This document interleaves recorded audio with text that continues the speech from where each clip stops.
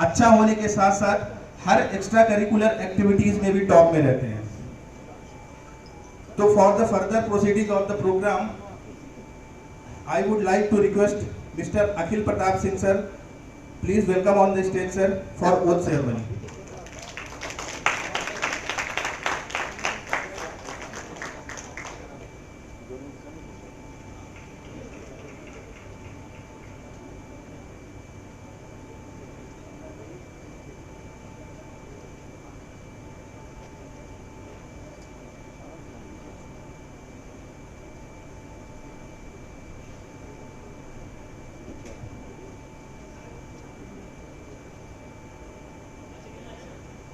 I am going to start the oath ceremony. We have entered the serious pursuit of new knowledge as a member of core committee of Vidya Institute of Technology and Science. We will strive to uphold the values of integrity, professionalism and scholarship. We will not be biased for any department. We will try to use minimum financial resources and maximum other resources available in college campus.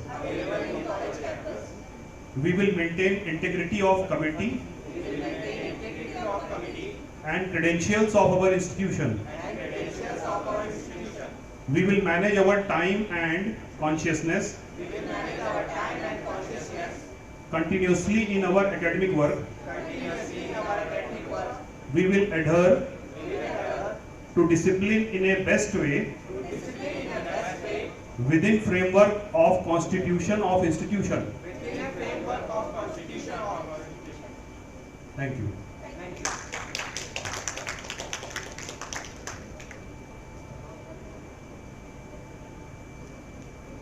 Thank you so much sir. अब मैं बुलाना चाहूंगा शिवम सिंह को for the continuation of the program. Thank you students.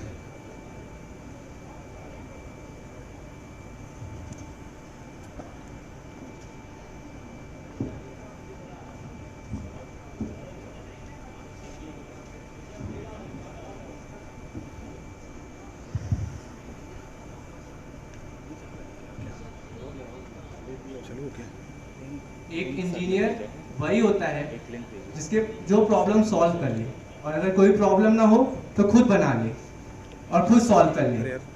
क्योंकि आज हम यहाँ पर इंजीनियर्स डे सेलिब्रेट कर रहे हैं, तो अब मैं चेयरमैन सर को स्टेज पे बुलाना चाहूँगा और चाहूँगा कि वो कुछ शब्द बोलें।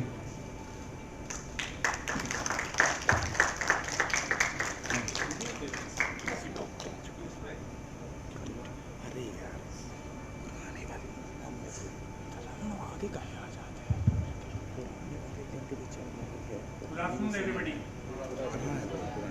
सारे नए जो स्टेज पे आए थे young members who have been selected or elected or appointed as new members of this core committee, आप सबको बहुत बहुत बधाई और बहुत बहुत शुभकामनाएं कि आपके लीडरशिप में इस साल कैंपस में बहुत सारे प्रोग्राम हो, पहले से बेहतर प्रोग्राम हो, पहले से ज़्यादा इनोवेटिव प्रोग्राम हो, और आप खुद भी बहुत सीखें और अपने क्रियाकलापों से अपने बाकी स्टूडेंट्स को भी मोटिवेट करें, इंस्पायर करें। इंजीनियर्स डे पे तो मुझे ज़्यादा नहीं बोलना है, बाकी लोग बाद में बोलेंगे। मुझे लगता है मेरी मैंडेट तो न्यू एजुकेशन पॉलिसी भी बोलने की है भाई, if I am not wrong. Yes sir. हाँ,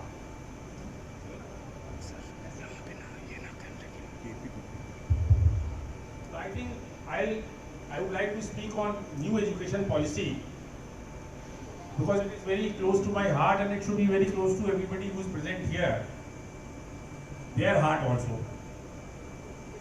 इसके पहले कि मैं उस पर कुछ बात करूं, दो बातें करके मैं थोड़ा कॉन्टेक्स्ट सेटिंग करना चाहूँगा।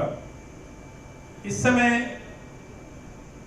Not because of corona, otherwise also पिछले 5-10 सालों में जो दुनिया में ऑब्जर्व किया गया है, there are two very very strong observations on which everybody is agreeing.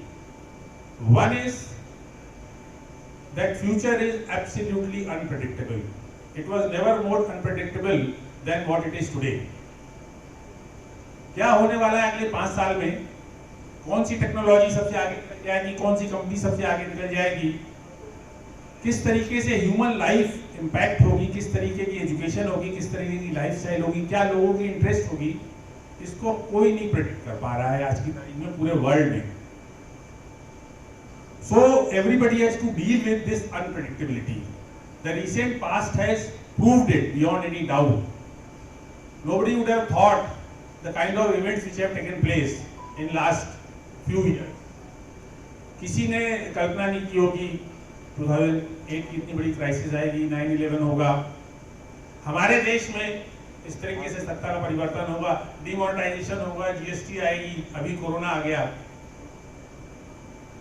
तो one thing is very certain that future is highly unpredictable. एक दूसरी चीज जो ऑब्जर्व करने में आई है, the world is responding very fast to any event, any invention, any happening in the world. Corona का बहुत बड़ा प्रूफ है कि within few months it originated from a city in China and today the entire universe, entire earth is, all countries are affected by it. इसके अलावा भी because of globalization, because of the flow of information technology, change बहुत fast हो रहा है. तो दोनों linked हैं. बिकॉज चेंज बहुत फास्ट हो रहा है इसलिए भी प्रेडिक्ट कर पाना बहुत मुश्किल है कि भविष्य में क्या होने वाला है. मुझे याद है जब 2008 की क्राइसिस आई थी तो सेंट्रल बैंक्स को, मतलब एक रिसेशन आया था, आप लोगों को शायद पता नहीं होगा, एक बहुत बड़ी फाइनेंशियल क्राइसिस वर्ल्ड में आई थी. उसको रिस्पॉन्ड करने में best central banks of the world को 2 साल लगे थे उसको संभालने में. इस बार कोरोना के कारण जब ये crisis I, financial crisis all over the world, तो इन इंस्टीट्यूशन को रिस्पॉन्ड करने में कुल 3 महीने लगे. अमेरिका की सेंट्रल बैंक ने जो काम 2008 में 24 महीने में किया था, इस बार 3 महीने में कर दिया. तो मार्केट्स भी क्रैश नहीं हो पाए, इकोनॉमी को भी रिस्पॉन्ड किया है. इन दोनों चीजों को अगर हम समझें तब हमारी समझ में आएगा कि आज एजुकेशन होनी कैसी चाहिए. What kind of education is required all over the world? What is the purpose of education? The purpose of education is that you can lead a life which is productive, which is happy, where you can make a difference to the society, where you can contribute to the betterment of the society. Unfortunately, हमारे देश में जो education system है वो somehow इतने वर्षों में भी चेंज नहीं हुआ है. आज़ादी के बाद से भी थोड़े बहुत इंक्रीमेंटल चेंज हुए हैं, but fundamentally our education system has remained the same as it was 70 years back in terms of its philosophy, in terms of its content, and in terms of the methodology. दुनिया financially कैसे बदली है इसके 2 और example देता हूं. इसके बाद में न्यू एजुकेशन पॉलिसी में आऊंगा. जब मैं आपकी तरह विद्यार्थी था तो दुनिया की सबसे बड़ी कंपनियां पता है कौन होती थी? जिनके पास सबसे बड़ी फैक्ट्रियां थी, जिनके पास ऑयल रिसोर्सेज थे. एक एक्सॉन मोबिल करके कंपनी थी, that was the largest company in the world, क्योंकि वो ऑयल प्रोड्यूस करते थे, which was the most cherished commodity eight that point of time. और आज की तारीख में वो कंपनी अभी भी जिंदा है, मगर उसका जो टोटल वैल्यू है मार्केट में, उससे ज्यादा शेयर प्राइस में एक में फर्क आया था एप्पल के मार्केट कैपिटलाइजेशन में. एप्पल आप लोग जानते हैं ना, एप्पल सामने सुन रखा होगा, जिसका आईफोन आता है. अमेरिका की 4-5 बड़ी टेक्नोलॉजी कंपनी का अगर आप टर्नओवर जोड़ दे, सॉरी टर्नओवर नहीं, मार्केट कैपिटलाइजेशन जोड़ दे, तो हमारे देश की जीडीपी से ज्यादा है. पूरे भारत की जीडीपी साल भर का जो ग्रॉस डोमेस्टिक प्रोडक्ट है उससे ज्यादा अमेरिका की टॉप 3-4 कंपनीज का मार्केट कैपिटलाइजेशन है. और वो तीनों चारों टॉप की कंपनीज किस फील्ड में है? They are in the field of knowledge. they are not using any resources to manufacture anything. तो हम बहुत समय से नॉलेज सोसाइटी में रह रहे हैं, नॉलेज इकोनॉमी में रह रहे हैं, where knowledge is what is dictating everything else. Economy को भी डिक्टेट कर रहा है, कंट्री के पावर को भी डिक्टेट कर रहा है, और भविष्य में लोग कैसे जिएंगे ये भी तय कर रहा है। जो नई एजुकेशन पॉलिसी अभी डिक्लेयर हुई है, it's a very good policy. इसमें जो लिखा गया है, अगर वो इम्प्लीमेंट हो जाएगा तो वास्तव में इंडिया भी ट्रांसफॉर्म कर जाएगा। क्योंकि आज की तारीख में सबसे बड़ा असेट किसी भी कंट्री के पास है तो that is human capital, productive human capital, educated human capital. Humans are managing the whole show across the globe.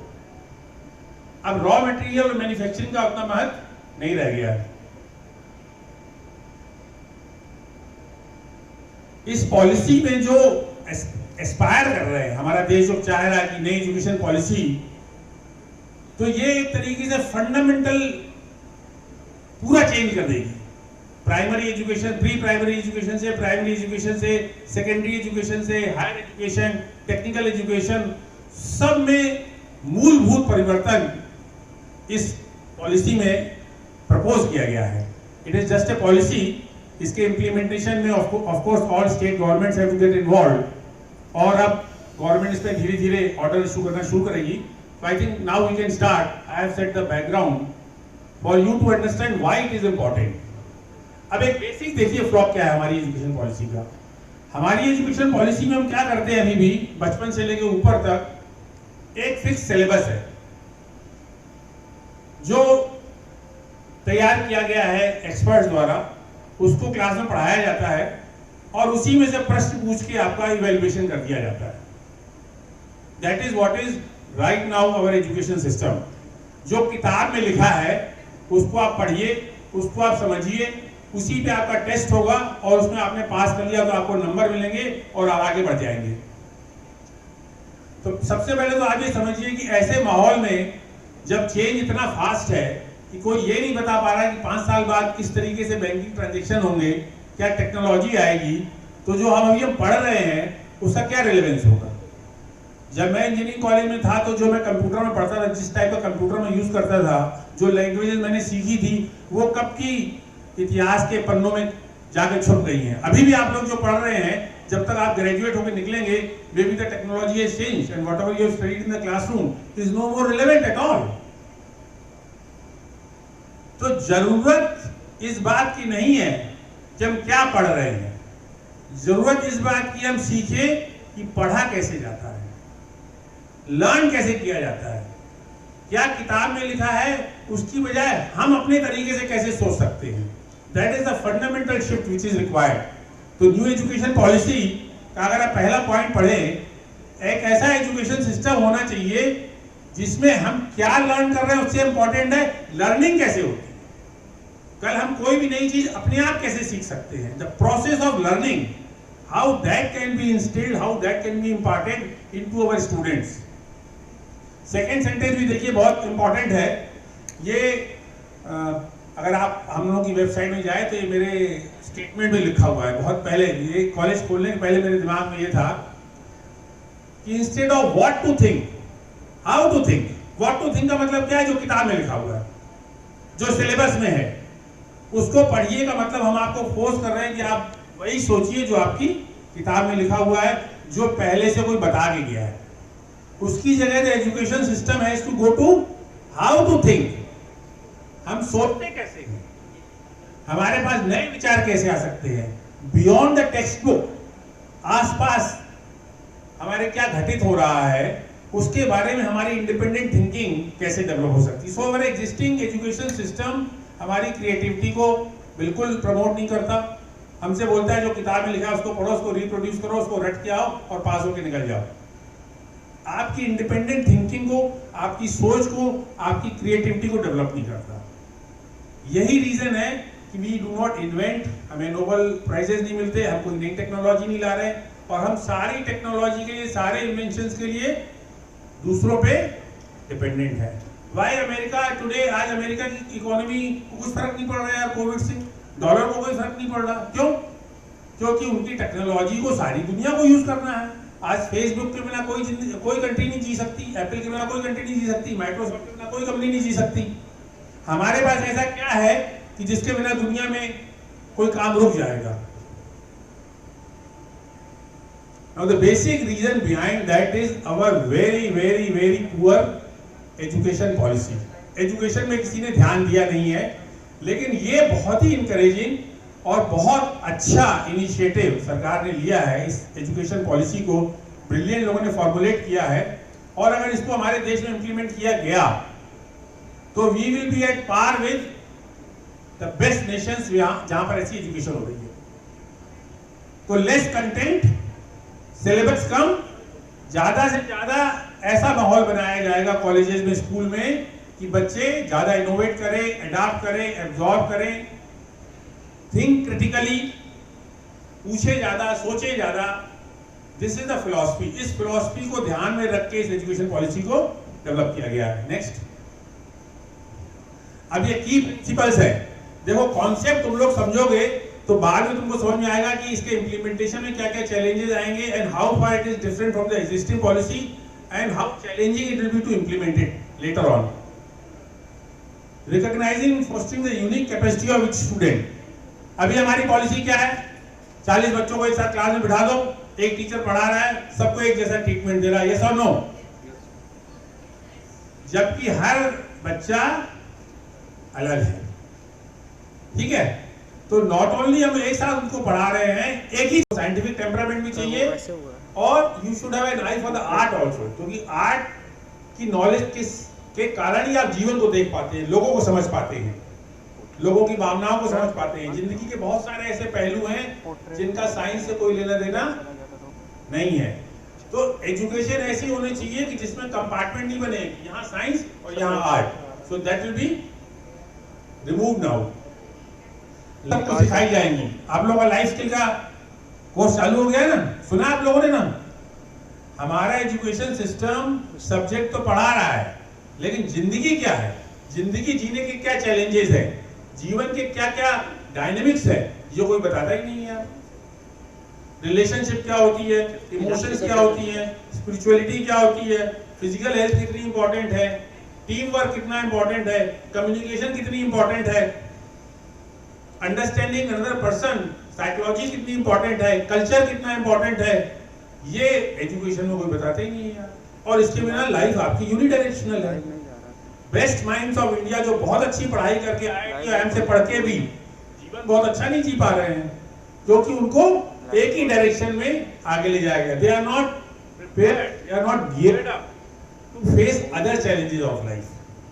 जीवन में, सबके जीवन में उतार चढ़ाव आते हैं, सक्सेस आती है, फेलियर आते हैं, दुख आता है, सुख आता है, अनएक्सपेक्टेड घटनाएं होती हैं।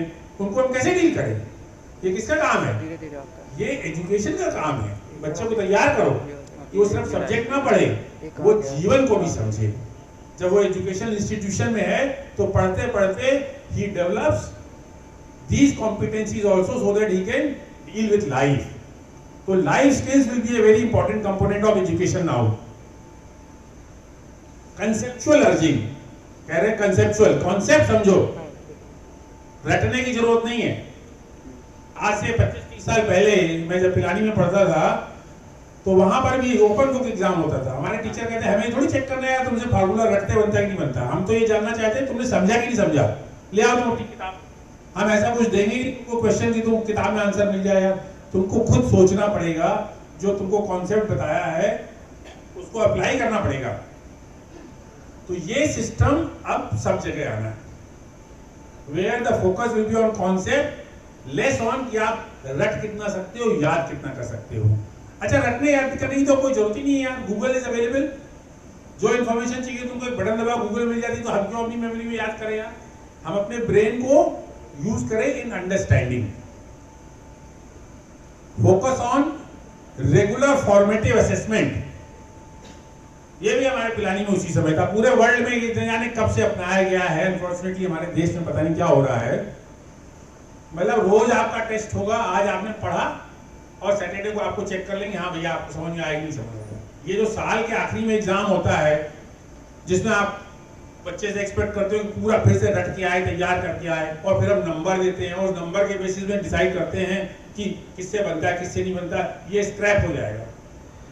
There will not be a concept of any final exam. There will be continuous assessment. उसके लिए एक बॉडी सरकार बना रही है। रिसर्च पे बहुत ध्यान होगा। क्रिटिकल थिंकिंग और क्रिएटिविटी मैंने पहले ही बता दिया।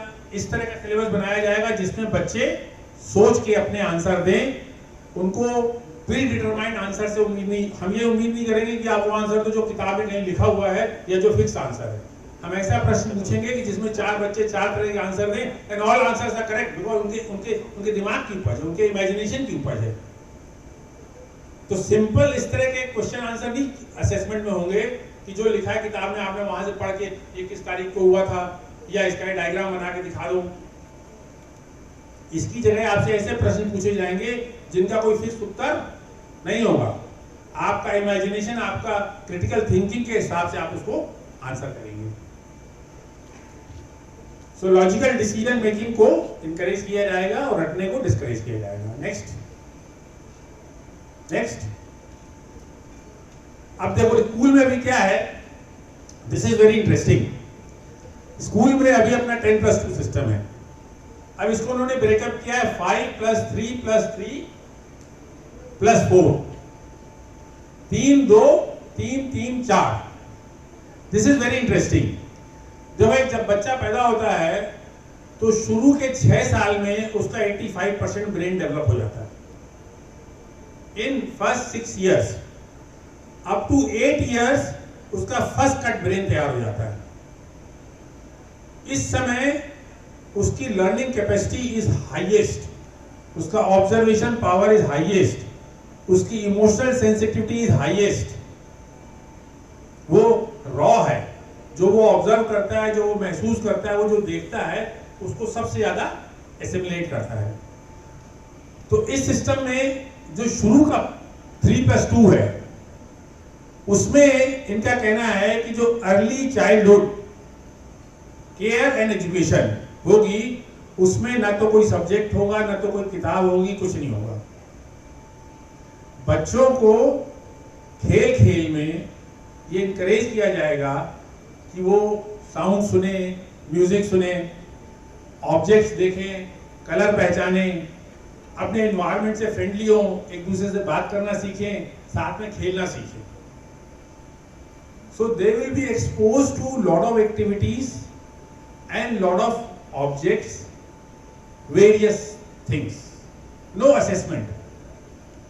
उनको ये नहीं बोला जाएगा कि तुम ABCD पढ़ के हमको सुनाओ, क्योंकि जैसे ही हम 2-3 साल तीसरी चौथी में बच्चों को कहते हैं ABCD और आखा लिखो ना, तो फिर उसका दिमाग हम फिक्स कर रहे हैं एक तरीके से। और उस समय उसका दिमाग अभी ये समझने लायक हुआ भी नहीं है, अभी उसका बौद्धिक डेवलपमेंट इतना नहीं हुआ है कि आपके वो लेटर्स को समझे, उसके हाथ का मोटर मूवमेंट इतना नहीं है कि उससे जबरदस्ती आप लिखवाओ। तो there will be no reading writing in this ECCE which is 3+2 years। सोचिए आप, इसके बाद का जो 3 years है इसको बोला जाएगा प्रिपरेटरी स्टेज। यहां पर भी कोई किताब इंट्रोड्यूस नहीं होगी अभी, ना कोई सब्जेक्ट इंट्रोड्यूस होगा। ये जो 3 साल है, मतलब जब वो तीसरी चौथी पांचवी तक पढ़ेगा तब थोड़ा थोड़ा किताब इंट्रोड्यूस होगी। इसके पहले सिर्फ उसको foundation, multi level play, activity based learning, preparatory में भी play, discovery and activity based interactive classroom. बच्चा बोल रहा है, हम सुन रहे हैं, उसको हम प्लेग्राउंड में ले जा रहे हैं, उसको म्यूजिक रूम में ले जा रहे हैं, उसको प्ले दिखाने ले जा रहे हैं, उसको ड्रामा दिखा रहे हैं, various emotions and various things को उसको आप एक्सपोज कर रहे हो। उसको फ्री हैंड है कि वो ऑब्जर्व कर रहा है, लर्न कर रहा है, रिस्पॉन्ड कर रहा है, ठीक है ना। फिर जब आप अगले 3 साल में उसको तैयार करेंगे कि वो बोलना और लिखना सीखे। Up to 5th, the target is that he starts to read, write, express and understands numbers. Mathematics के बेसिक ऑपरेशन को कर सके। As far as subject is concerned, हमारा ऑब्जेक्टिव इतना ही होगा कि वो लिख पाए, पढ़ पाए, लैंग्वेज समझ पाए और नंबर से बेसिक अर्थमेटिक ऑपरेशंस कर सके। This is the objective. बाकी ऑब्जेक्टिव क्या है? फिर बताओ यार, बात एकदम से सबके दिमाग में चल रहा हो तो करेगा क्या बच्चा यार? जब कोई सब्जेक्ट ही नहीं पढ़ेगा और हमारी उम्मीद है सिर्फ लिखना पढ़ना सीखे अप टू 5th स्टैंडर्ड, तो बाकी टाइम क्या करेगा? बताओ तुम लोग के दिमाग में क्या चल रहा, क्या करेगा, क्या करेगा स्कूल? हाँ, क्या करेंगे बताओ? स्कूल क्या चाहता है? स्कूल चाहता है कि बच्चा रोज सोचे। स्कूल क्या चाहता है? रोज बच्चा अपने को एक्सप्रेस करे। स्कूल क्या चाहता है? जो उसके मन में जो उसने सोचा है उसको बोल्डली बोले। ये होगा स्कूलों में, ये होगा। रोज एक्टिविटीज होगी और बच्चों को इनकरेज किया जाएगा कि आप अपना दिमाग सोच के बताओ इसमें तुम्हारे दिमाग में क्या चल रहा है। What did you observe? आप क्या, आज मैं इनफैक्ट यहाँ आने के पहले 9th क्लास को पढ़ा के आया हूँ स्कूल की, और हम उनको उसकी इकोनॉमी की क्लास लेके आए हैं। पूरी क्लास में you will not believe 40 minute की क्लास में मैंने मुश्किल से 8 मिनट बात की होगी, बाकी पूरे 32 मिनट कौन बात कर रहा था? बच्चे। अब उनको पढ़ा नहीं रहे थे किताब में क्या लिखा है, वो तो खुद भी पढ़ सकते हैं। और मैं कल ही बोल दिया तुम लोग पढ़ के आना। हम तो पूछ रहे थे यार तुमने ये पैराग्राफ पढ़ा, अब तुम बताओ तुमने इसमें क्या समझा, ये जो स्टोरी लिखी है इसमें तुमने क्या समझा।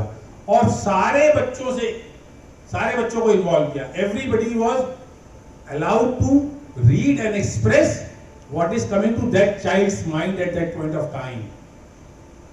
तो हम क्या कर रहे हैं? हम उसकी थिंकिंग, उसकी क्रिएटिविटी को मौका दे रहे हैं कि वो एक्सप्रेस हो। ये बच्चा जब पढ़ा होगा ना तो ये ओरिजिनल थॉट्स को क्रिएट करने की कैपेसिटी लेके पढ़ा होगा। हम लोग जिस एजुकेशन सिस्टम से निकल रहे हैं वो हमारी पूरी कैपेसिटी किल करती जा रही है। ऐसा नहीं है कि आप लोग जो यहाँ पर बैठे हो उनमें से किसी के पास इतना दिमाग नहीं है कि वो कोई नई चीज का आविष्कार कर सके, या हमारे यहाँ इतने ब्रेनी बच्चे नहीं हैं। यही बच्चे अमेरिका में जाकर कितना अच्छा करते हैं। उसका रीजन ये है कि our education system does not promote creativity and out of box thinking so far. Middle level में जब बच्चा 6वीं 7वीं 8वीं पहुंचेगा तब पहली बार सब्जेक्ट टीचर इंट्रोड्यूस होगा। तब होगा कि मैं फिजिक्स का टीचर हूं, मैं साइंस का टीचर हूं, मैं ह्यूमैनिटीज का टीचर हूं, मैं इकोनॉमिक्स का टीचर हूं, मैं ज्योग्राफी का टीचर हूं, मैं हिस्ट्री का टीचर हूं। ये बच्चे को पता चलेगा इन 6th 7th 8th में वो 6 7 8 सब्जेक्ट। और उस समय उसको ये बताया जाएगा कि खेलकूद भी एक सब्जेक्ट है, म्यूजिक भी एक सब्जेक्ट है, ड्रामा भी एक सब्जेक्ट है। Everything will be a subject. Subject का मतलब सिर्फ फिजिक्स, सब्जेक्ट का मतलब सिर्फ साइंस, इंग्लिश और सोशल स्टडीज नहीं होगा। Every activity is a legal subject in new education policy. और उसके बाद जो 9th 10th 11th 12th होगा, जिसको सेकेंडरी बोलते हैं, वो भी बड़ा इंटरेस्टिंग होगा।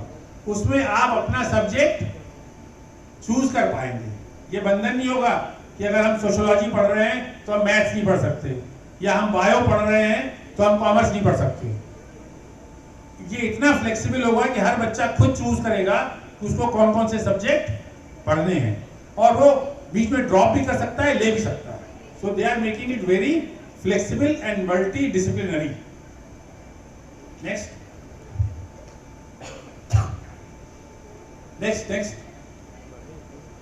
अब देखो ये वही बातें हैं, ये आपके ब्रेन में क्या डेवलप होना चाहिए इन अर्ली चाइल्डहुड, ये लिखा हुआ है। These are the objectives.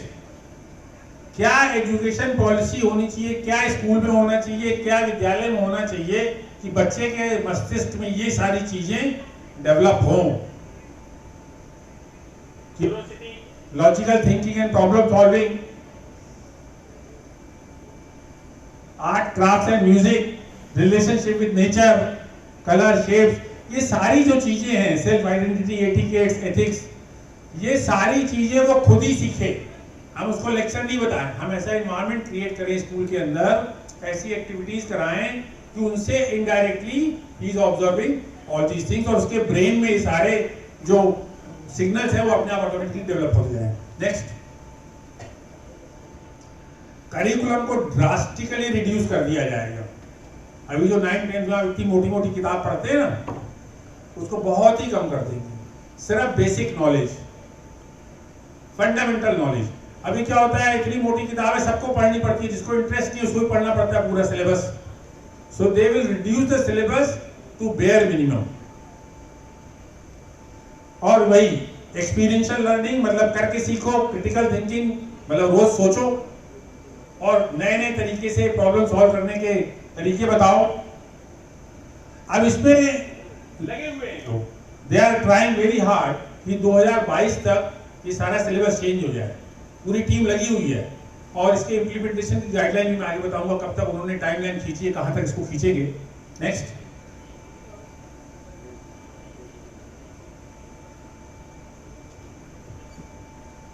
देखो कुछ कुछ कॉन्सेप्ट जो आएंगे जिससे ये चीज प्रमोट होगी। जैसे there will be bagless days, मतलब स्कूल में डिक्लेयर होगा कि इन दिनों में किसी को कुछ भी नहीं लाना है, कोई बैग लेके नहीं आना, ना कोई किताब लेके आना है, ना कॉपी लेके आना है। तो जब कोई कॉपी किताब नहीं लाएंगे बच्चे तो क्या करेंगे स्कूल में?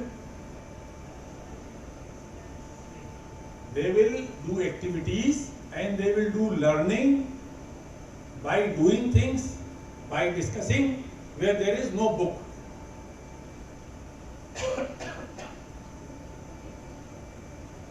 अब जो इवैल्यूएशन होगा उसमें करिकुलर, एक्स्ट्रा करिकुलर, को करिकुलर, इनमें कोई डिस्टिंक्शन नहीं होगा। आपका मैथ का ऑब्जर्वेशन भी उतना ही इंपॉर्टेंट होगा जितना आपका गेम्स का होगा, जितना आपका म्यूजिक का होगा, जितना आपका ड्रामा का होगा, जितना आपका किसी भी सब्जेक्ट का होगा। ऐसा नहीं कि ये सब्जेक्ट ज्यादा इंपॉर्टेंट है और ये सब्जेक्ट कम इंपॉर्टेंट है, ये डिस्टिंक्शन हटा देंगे। हर चीज इंपॉर्टेंट है, जो आप स्कूल में करना चाहते हो that is important for you, और उस पर आपका इवैल्यूएशन उसी तरीके से होगा जैसे इस पर होगा।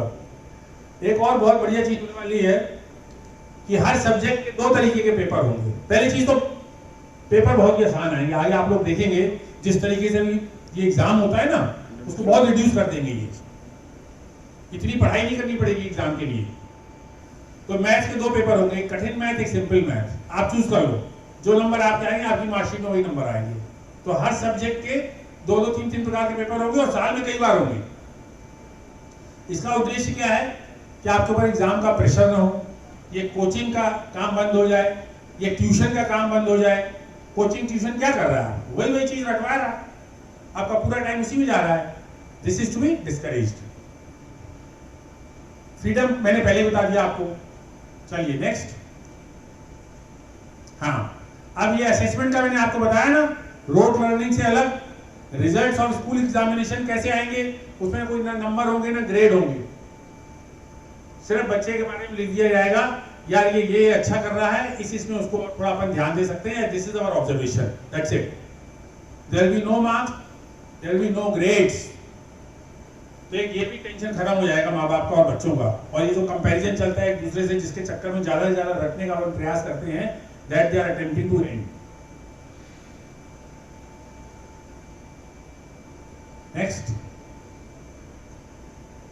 ये बोर्ड एग्जाम का जो मैं आपसे बता रहा था, बोर्ड एग्जाम बिल्कुल सिंपल हो जाएंगे। आपके सिर्फ बेसिक कॉन्सेप्ट चेक करेंगे, एक एवरेज बच्चे से भी पूरा पेपर बन जाएगा। द ऑब्जेक्टिव विल बी कि एक एवरेज बच्चा भी पूरा पेपर कर ले। ऐसा नहीं कि सिर्फ जिनके शुरू में टॉपर 10% होते थे उनसे पूरा पेपर बनेगा। ऐसा पेपर बनाया जाएगा कि मोस्टली लोगों से बन जाए। So the pressure of exam will be not there.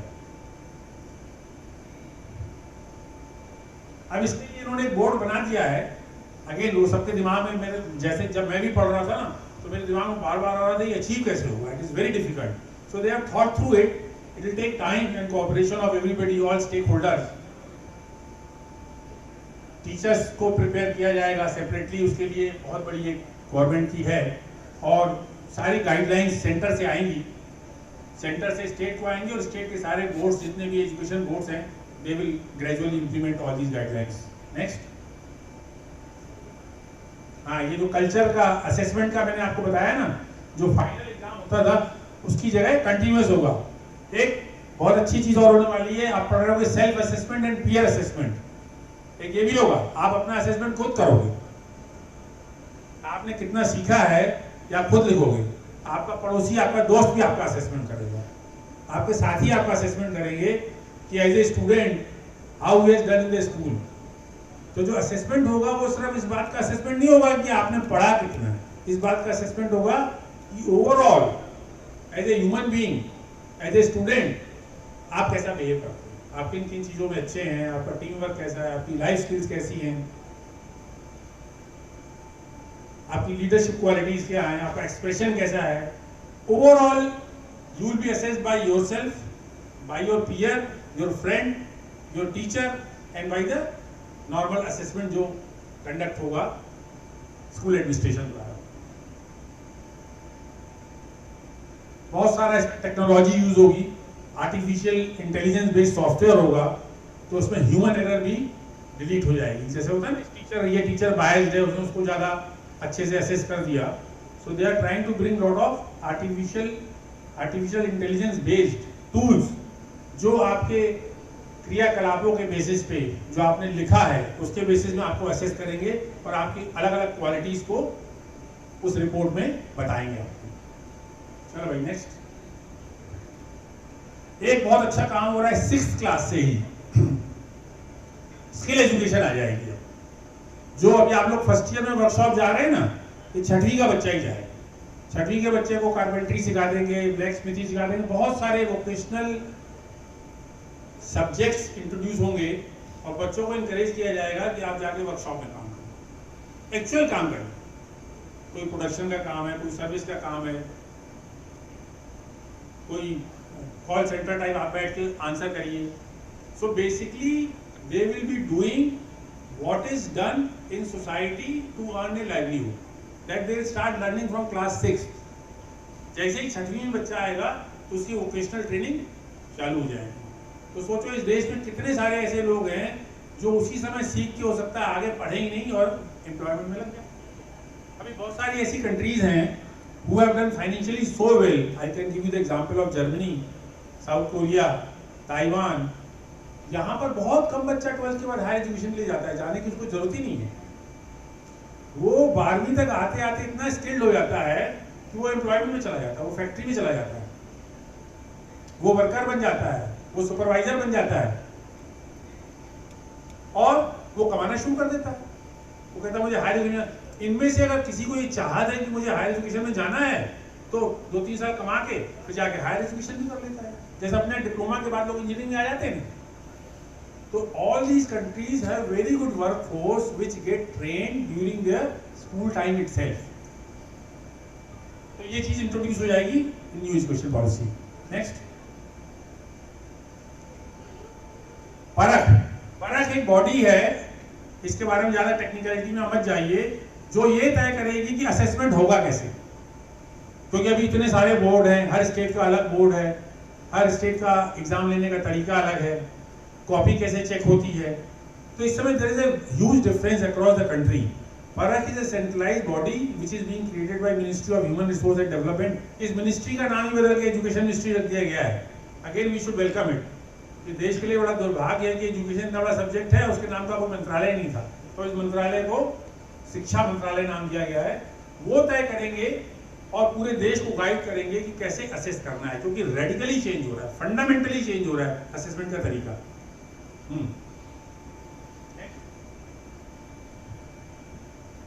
Next, हाँ, ये भी एक बहुत अच्छी चीज है जो हम शुरू से मानते हैं। कुछ बच्चे किसी भी पार्ट ऑफ द ग्लोब से आप उठा के देख लो यार, चाहे वो छोटा सा गांव हो और चाहे वो न्यूयॉर्क हो, चाहे बॉम्बे हो, कुछ बच्चे एक्सेप्शनली गिफ्टेड होते हैं, बचपन से दिख जाते हैं। आप लोगों ने भी देखा हो यार, कुछ बच्चे हमेशा टॉप करते हैं, कम पढ़ते तब भी टॉप करते हैं, देखा कि नहीं देखा? देखा है ना, अपने घर में मोहल्ले में सुना होगा, हमने भी बहुत देखे बच्चे।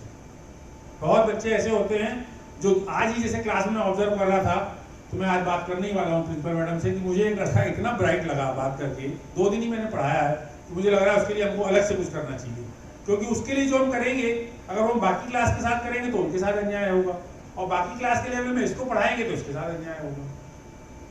तो इसको हमको अलग से ग्रूम करना चाहिए, क्योंकि इसकी कैपेसिटी 3 टाइम्स लर्निंग की है, 4 टाइम्स लर्निंग की है, 5 टाइम्स लर्निंग की है, उसकी क्यूरियोसिटी बहुत ज्यादा है, उसका रीडिंग का पावर बहुत ज्यादा है। तो इस तरीके से ये बच्चा एकेडमिक में एक्सेप्शनल टैलेंट दिखा रहा है, हो सकता है कोई बच्चा म्यूजिक में एक्सेप्शनल टैलेंट दिखाए, हो सकता है कोई बच्चा स्पोर्ट्स में एक्सेप्शनल टैलेंट दिखाए। 5वीं क्लास में हमको समझ में आ जाए कि ये बच्चा नेशनल लेवल का प्लेयर बन सकता है, ये ओलंपिक जीत सकता है। 5th में हमको पता चल जाए कि ये इसका इतना क्रिएटिव थिंकिंग है और ये इतना क्यूरियस है और इतना ज़्यादा पढ़ लेता है कि आगे चल के बहुत बड़ा साइंटिस्ट बन सकता है। हो सकता है we come to know in 5th itself।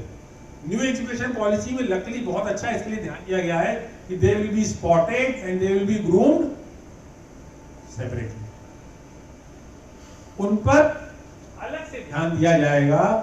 जो ऐसे ब्राइट बच्चे किसी भी फील्ड के लिए एक्सेप्शनल इंक्लिनेशन या टैलेंट दिखा रहे हैं, उनको हम रिकॉग्नाइज कर लेंगे और उनको सिस्टम ऐसा बनाया जाएगा कि they are groomed to become champions.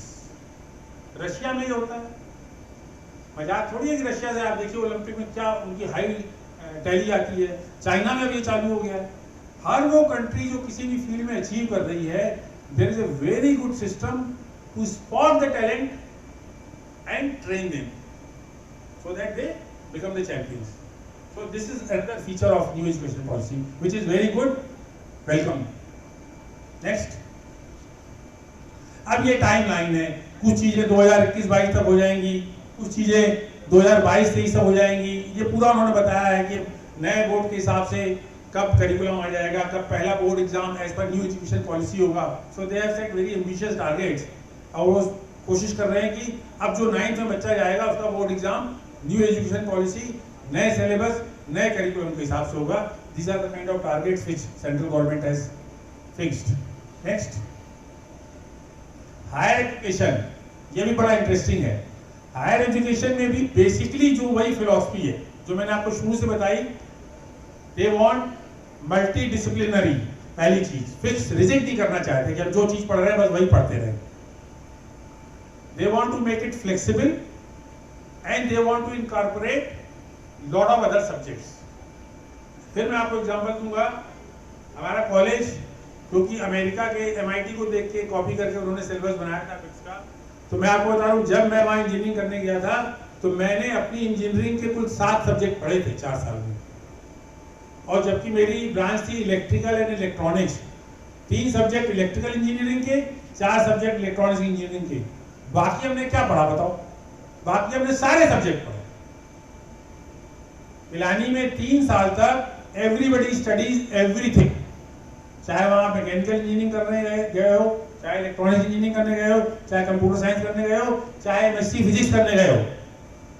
3 साल तक आप अपने सब्जेक्ट का कुछ नहीं पढ़ते, आप सारे सब्जेक्ट पढ़ते, और सारे सब्जेक्ट के अलावा भी आपके पास चॉइस है कि आप कोई आर्ट का, कोई साइंस का, कोई म्यूजिक का, कोई म्यूजियम स्टडीज, दुनिया भर के हजारों सब्जेक्ट थे। मैंने पब्लिक एडमिनिस्ट्रेशन पढ़ा हुआ, मैंने एंथ्रोपोलॉजी पढ़ी हुआ, मैंने फिलोसफी पढ़ी हुआ। इलेक्ट्रिकल एंड इलेक्ट्रॉनिक इंजीनियरिंग करने गया था मैं, but because I was interested in these subjects so I studied them, so I had the flexibility to do that. Similarly मैंने आपको क्या बताया, पहले 3 साल तक सारे सब्जेक्ट कॉमन, कोई फर्क नहीं, आप दुनिया भर के दूसरे सब्जेक्ट पढ़ रहे हो।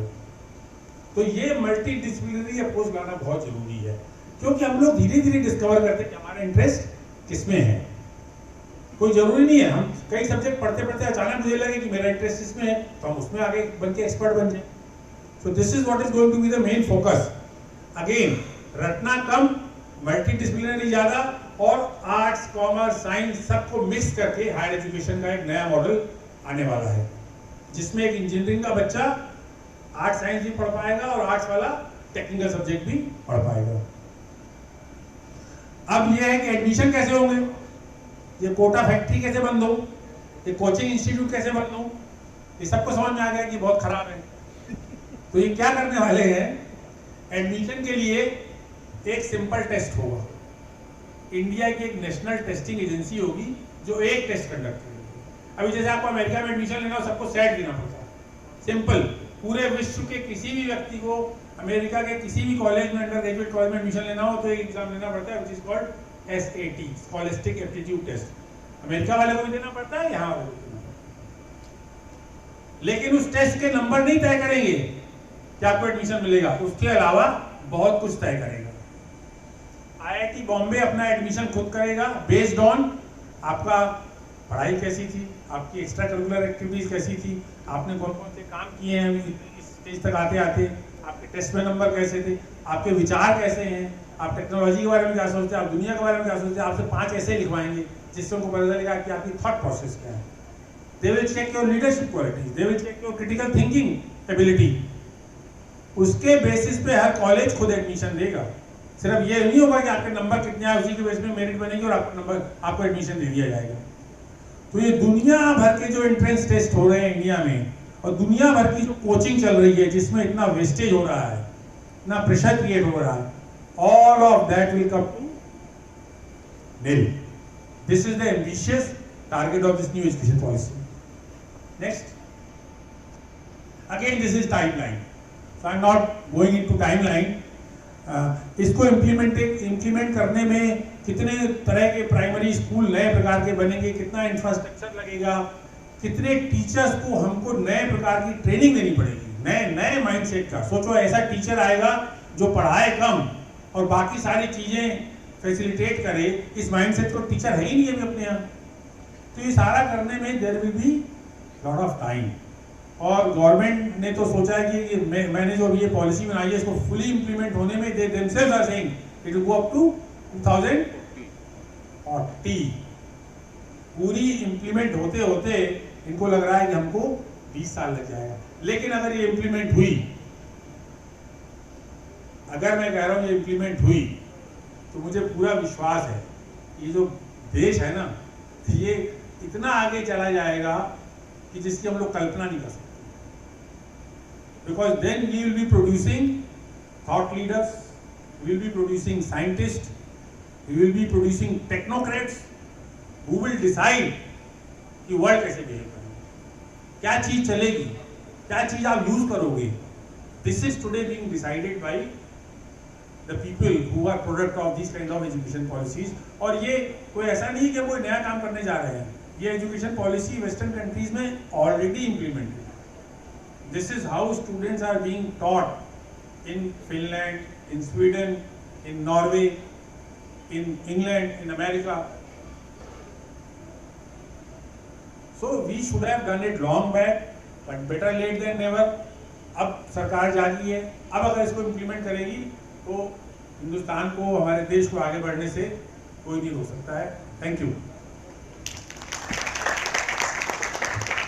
किसी के मन में कोई प्रश्न हो तो फटाफट बता दीजिए, क्योंकि we have already crossed lot of time। हाँ, बोलो।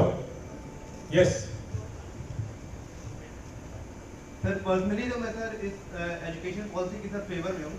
सर सबसे अच्छा तो मुझे इसका एक एडवांटेज लगा कि वोकेशनल ट्रेनिंग जो कराई जा रही है, जो 6 से 8 तक में बच्चों को, जो इंडिया में डिस्क्रिमिनेशन हो रहा है, हम बार्बर को, कारपेंटर को नीचे देखते हैं और इंजीनियर और डॉक्टर टीचर को ऊपर देखते हैं।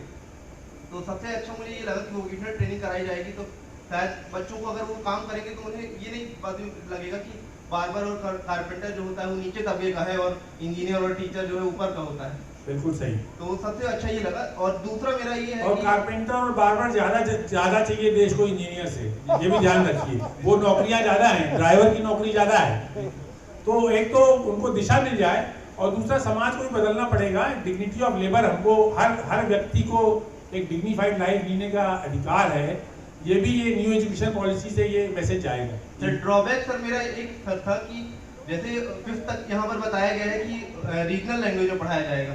तो मान लीजिए 3rd 4th तक अगर कोई बच्चा केरला में मलयालम पढ़ता है और फिर उसका ट्रांसफर हो जाता है महाराष्ट्र में, तो उसे मराठी पढ़ने पड़ेगी। तो उसका सर कैसा सर? भाई देखो, एक तो 5th तक क्या है, आपने अगर ध्यान दिया हो तो 5th तक तो कोई सब्जेक्ट ही नहीं आ रहा है, नंबर 1।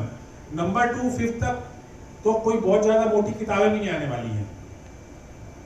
बेसिकली आपको 5th तक आपके ब्रेन को डेवलप करने का प्रयास किया जा रहा है कि आपका ब्रेन थिंकिंग वाला ब्रेन हो, ऑब्जर्वेंट ब्रेन हो, फियरलेस ब्रेन हो, जिसको टोका नहीं जा रहा है, जिसका एग्जाम नहीं दिया जा रहा है, और वो लाइफ को ऑब्जर्व कर सके। अब क्या है कि देखो, जो हमारी मातृभाषा है, क्योंकि वो चारों तरफ हमारे बोली जा रही है, तो जब हम अपने एनवायरनमेंट को ऑब्जर्व करेंगे तो हम अपनी मातृभाषा में, अभी लिखने पढ़ने की तो अपन बात ही नहीं कर रहे हैं शुरू में, तो हम जबरदस्ती उसको कराने की कोशिश करते हैं। तो लैंग्वेज इतनी इंपॉर्टेंट है ही नहीं। आप लोग याद करिए, जो हिंदी मीडियम स्कूल पहले हुआ करते थे उनमें इंग्लिश कौन सी क्लास से इंट्रोड्यूस होती थी? फिर I am a product of Saraswati higher secondary school, I started learning English at 6th। अब मेरे को इंग्लिश की प्रॉब्लम है क्या यार, क्योंकि मुझे जरूरत थी, लेकिन हो सकता है उस स्कूल के 95% लोगों को जरूरत ही नहीं इंग्लिश सीखने की, तो वो क्यों सीखे जबरदस्ती? और हमारी लर्निंग हमारी मातृभाषा में बेस्ट होती है, it is beyond doubt, scientifically proven on the earth. आप किसी देश में चले जाओ, किसी देश में ऐसा नहीं है कि उनकी मातृभाषा में पढ़ाई नहीं होती। Unfortunately we are one of those few countries जहां पर हम अपनी भाषा को छोड़ के दूसरी भाषा को महत्व देते हैं, और साइंटिफिकली भी गलत है। छोटा बच्चा अगर उसकी मातृभाषा हिंदी है तो हिंदी में ही अच्छा सीखेगा, और अगर हमको एक ही लैंग्वेज बनानी है तो why not Hindi, why English? और फिर सर हमारे देश की आइडेंटिटी अंग्रेजी है क्या? नहीं सर, और हिंदी दिवस मनाने की जरूरत पड़ रही सर। बिल्कुल। Thank you. नेक्स्ट।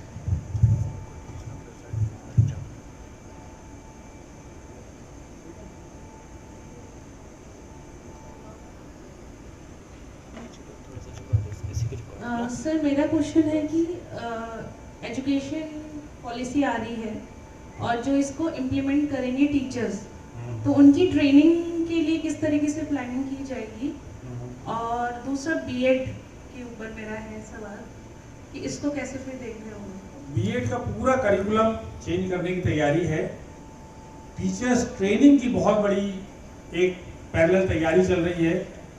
जो ये हमने बताया आपको ECCE, early childhood care and education, ये पूरा करिकुलम बन रहा है सेंट्रल लेवल पे, कि शुरू के 3+5 साल बच्चों को जहाँ भी रखा जाएगा, आंगनबाड़ी में रखा जाएगा, प्री प्राइमरी स्कूल खोलेगी सरकार, प्राइवेट लोगों को भी इंकरेज किया जाएगा कि सिर्फ वो स्कूल खोलो जिस 3+2 को पढ़ाया जा सके। जो ECCE मैंने बताया ना, तो इस पे बहुत ही एक एम्बिशियस गवर्नमेंट की योजना है, और इम्प्लीमेंटेशन चैलेंज तो देखो आएंगे जब आप इतना मैसिव चेंज करने की प्रयास कर रहे हैं। बट मुझे ऐसा लग रहा है कि there is a commitment from the government, और इसमें वो सरकार को भी, प्राइवेट सरकार को भी, फिलैंथ्रोपिस्ट ट्रस्ट को भी, कंपनियों को भी, जो प्राइवेट कंपनियां CSR के माध्यम से ये सब करने के लिए प्रेरित करेंगी। तो जिस तरीके से चेंज अभी बहुत फास्ट हो रहा है, तो लेट अस बी ऑप्टिमिस्टिक, हो सकता है ये चीजें भी बहुत तेज हो जाए।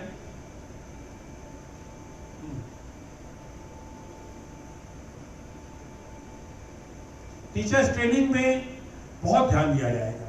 That government is realising that is a focus area. अगर हमको कुछ नया लाना है तो हमको नए टीचर बनाने पड़ेंगे, और उनको इस तरीके से सिखाना पड़ेगा।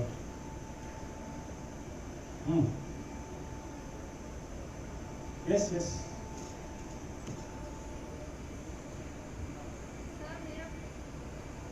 चलो मुझे ऐसे ही सुनाई देगा। मेरा क्वेश्चन ये है सर कि जैसे कोविड-19 के चलते इकोनॉमी इतनी लॉस हुई है सर, तो ऑफलाइन एजुकेशन को पूरी तरह से खत्म कर दिया और ऑनलाइन एजुकेशन को इतना प्रमोट किया गया है। तो सर जैसे हमने देखा कि सर इकोनॉमी लॉस होने के कारण सर खाना तक सर कुछ लोगों को नहीं प्रोवाइड हो पाया। तो सर फ़ोन कैसे हो पाएगा? क्या कैसे हो पाएगा? फ़ोन अच्छा, ऑनलाइन के लिए।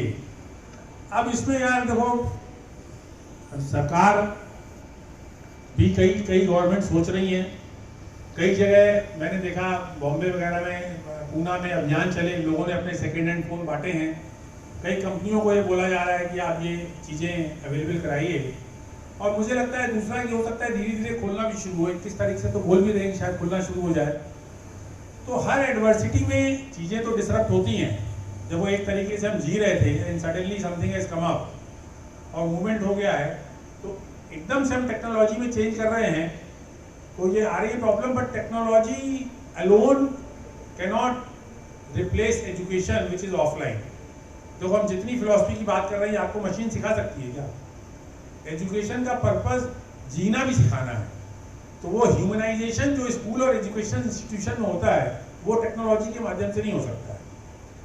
तो स्कूल कॉलेज को खोलना पड़ेगा, वहाँ बच्चों को आना पड़ेगा, और बाकी सारी चीज़ें आप साथ में मिलकर ही सीख पाएंगे। इसमें सबको मदद करनी चाहिए, मैं आपसे सहमत हूँ। बहुत सारे बच्चे ऐसे हैं, देखो यहाँ पर अगेन जो इनोवेटिव लोग हैं, जहाँ अच्छी एजुकेशन से प्रोडक्ट निकलते हैं ऐसे, जैसे बहुत लोग सोच रहे हैं कि जहाँ पर फोन अवेलेबल नहीं है गांव में, वहाँ हम टीवी के माध्यम से पढ़ाएं। गवर्नमेंट सोच रही है कि एक चैनल अलग से निकाले, एजुकेशन की चैनल, जिसमें या पहली की पढ़ाई हो रही, सेकंड की पढ़ाई हो रही, थर्ड की पढ़ाई हो रही है। तो today again there is an opportunity for people to think out of box कि ऐसी सिचुएशन में जब गांव में इंटरनेट की प्रॉब्लम है, हम क्या ऐसा इनोवेटिव प्रोडक्ट ला सकते हैं कि बच्चों की एजुकेशन डिसरप्ट ना हो। We are entering an era, आज कोविड है, वही कह रहा हूं ना, 4 साल बाद पता नहीं क्या ऐसा कुछ नया हो जाए। तो अगर ऐसे माइंड्स हम प्रोड्यूस करेंगे through our education system, who can think out of box, वो जैसा चल रहा है वैसा सोचने के आदी नहीं है, जो सिचुएशन देख के एक नया इमेजिनेशन से कोई नया प्रोडक्ट ला सकते हैं, तो ये सारी प्रॉब्लम जो फ्यूचर की आएंगी उनको सॉल्व करने का आंसर भी इसी एजुकेशन सिस्टम में। Anybody else?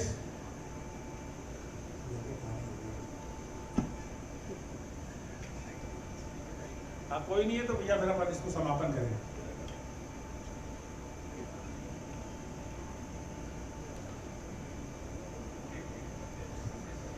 सर मेरा क्वेश्चन है, अभी 12th तक आप बता दी, इसमें कॉलेज लाइफ में कुछ चेंजेस होने वाले हैं इस एजुकेशन पॉलिसी में? कॉलेज लेवल पे मैंने बताया ना, एक तो मल्टी डिसिप्लिनरी होगा, आपको बहुत सारी आज़ादी होगी कोर्स करने की। अभी जैसे आप क्या कर रहे हैं अभी यहाँ पे? BTech sir, mechanical engineering. हाँ, तो आप मैकेनिकल इंजीनियरिंग कर रहे होगे, तो मैंने बताया ना, मैकेनिकल इंजीनियरिंग के साथ आपको बहुत कुछ सिखाने की अपॉर्चुनिटी मिलेगी, which will not be only from mechanical engineering, which could be from other branches of engineering और which could be from other streams. मतलब कुछ हिस्ट्री के कोर्स, आर्ट्स के कोर्स, किसी भी नई टेक्नोलॉजी के, वो भी करने की आपको अपॉर्चुनिटी हायर एजुकेशन में मिलेगी। दूसरा, ये फ्लेक्सिबिलिटी मिलेगी कि फर्स्ट ईयर हमने किया, फिर हम निकल गए यार, काम करने लगे, कोई कुछ और सीखने लगे, फिर हम वापस आके सेकेंड ईयर से करने लगे। तो सिस्टम को फ्लेक्सिबल और मल्टी डिसिप्लिनरी ये किया है। हायर एजुकेशन में ये मेन चेंज आने वाला है।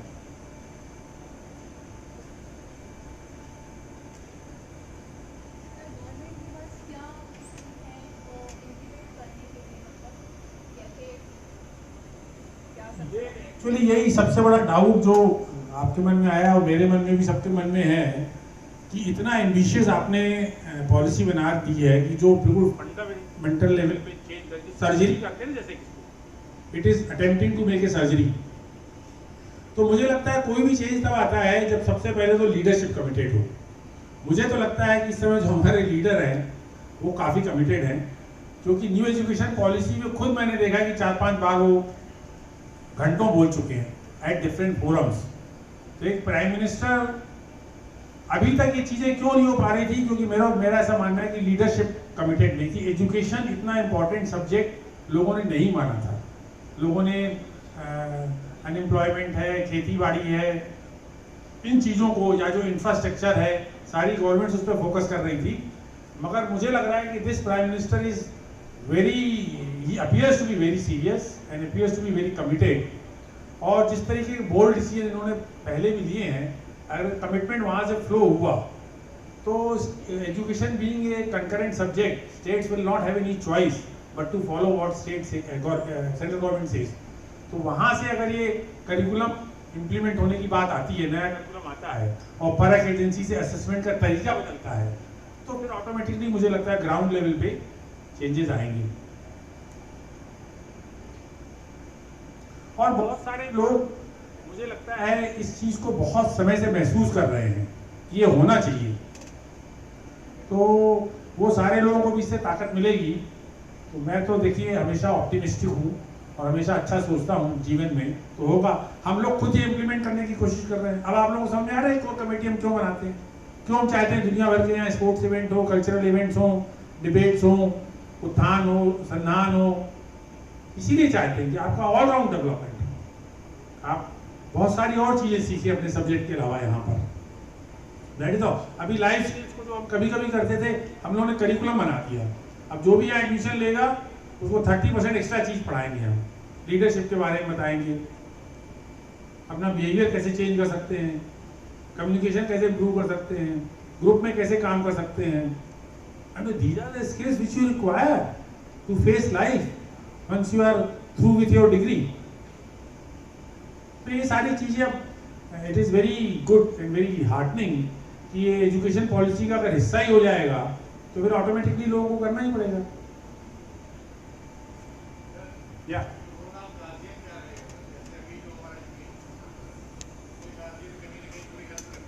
गार्जियन भी तभी चेंज होगा जब उसको ऊपर से पॉलिसी चेंज होगी, क्योंकि गार्जियन भी इसी एजुकेशन के प्रोडक्ट है, तो उनका माइंड सेट ये भी ऐसे ही सेट है, तो वो तभी बदलेंगे जब ऊपर से।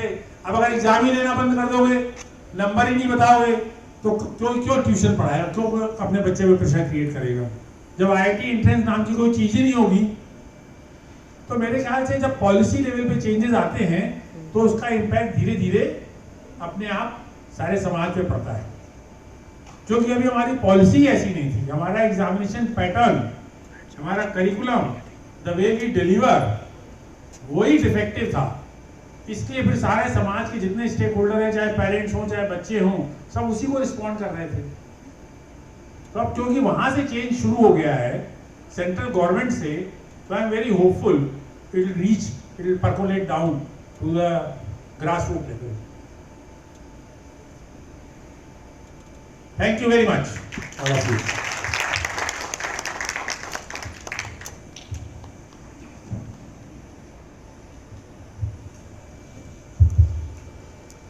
Thank you so much respected chairman sir, ये न्यू एजुकेशन पॉलिसी को हम सबके सामने इतने अच्छे वे में रखने के लिए। किसी भी कंट्री के डेवलपमेंट के लिए एजुकेशन उसका मेन पिलर होता है, और इस सेशन के बाद हमें आशा है कि हम सबके डाउट्स जितने भी हैं न्यू एजुकेशन पॉलिसी को लेके वो सब क्लियर हो चुके होंगे। अब प्रोग्राम को आगे बढ़ाते हुए मैं स्टेज पे बुलाना चाहूँगा उन्हें, जो कि इंजीनियर्स तो बहुत पहले हो गए थे लेकिन हमारी सतना बिट्स फैमिली में अभी कुछ मंथ्स पहले ही शामिल हुए हैं। तो मैं स्टेज में इनवाइट करना चाहूँगा हमारे इंस्टीट्यूट के प्रिंसिपल डॉक्टर केवलवंशी सर को। Please welcome on the stage sir.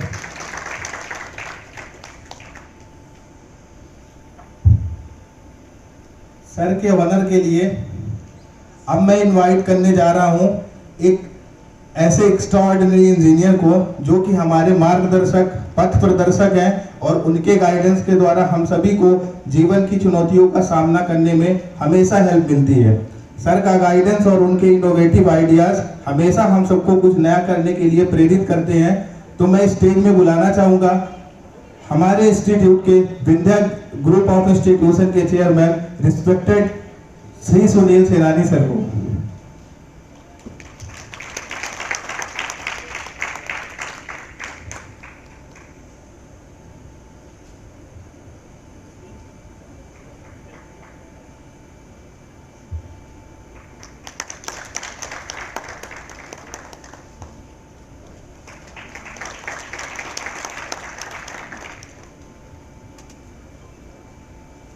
Thank you so much sir. Sir से मैं रिक्वेस्ट करूंगा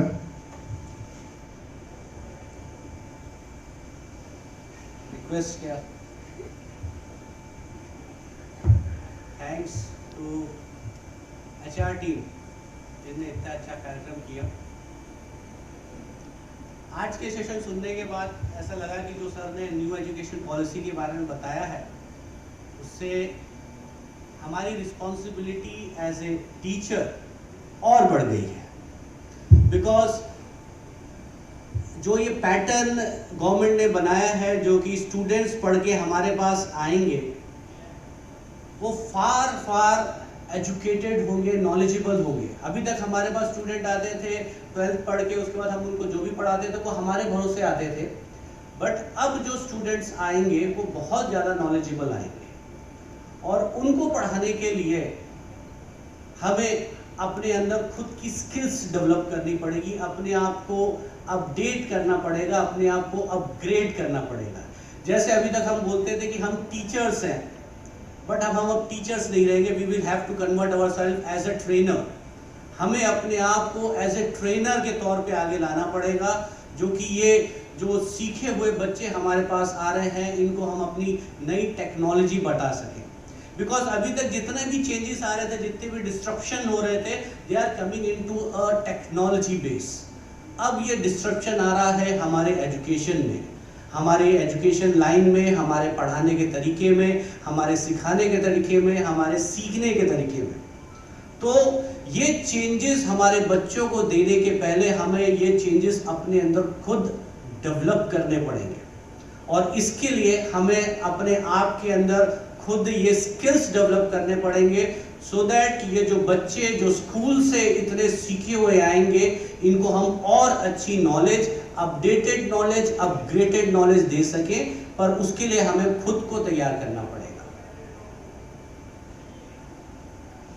इसी के साथ मैं पूरी कोर टीम को, जिसने आज एक नई रिस्पॉन्सिबिलिटी ली है, उसको कांग्रेस करूंगा।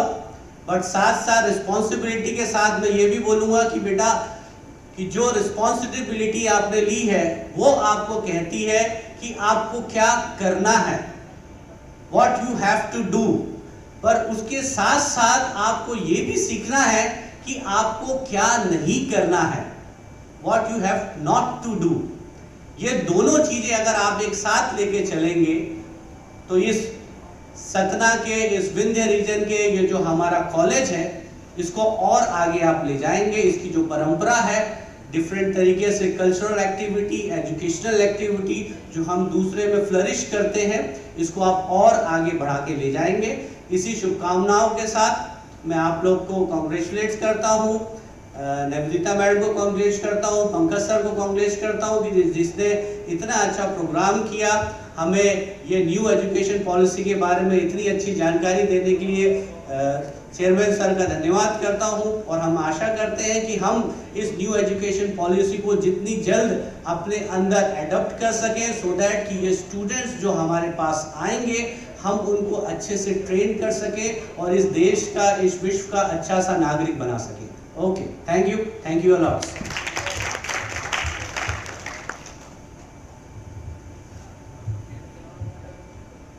Thank you so much, sir, and thanks to all for your valuable time. Thank you so much.